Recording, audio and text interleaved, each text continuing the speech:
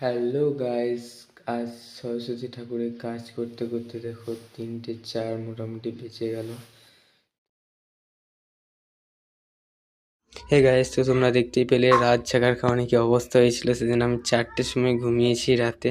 তো আর দিন নেই, তাই তাড়াতাড়ির মধ্যে কাজগুলো সেরে ফেলছি।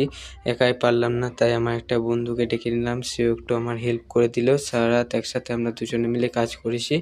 তো কেমন হচ্ছে সব অবশ্যই কমেন্টে জানাবে। যারা যারা নিতে চাও, যারা অর্ডার দিয়েছো, তারা খুব শীঘ্রই নিয়ে চলে যেতে পারো। মোটামুটি কমপ্লিট হয়ে গেছে কিছু, আর কিছু বাকি আছে, সেগুলো আজও কমপ্লিট করে দেবো।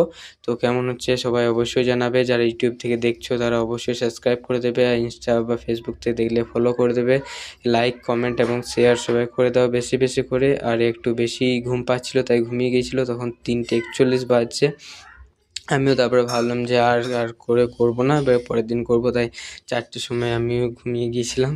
তো কেমন হয়েছে অবশ্যই জানাবে। দেখাবে নেক্সট ভিডিওতে। তো বাই বাই।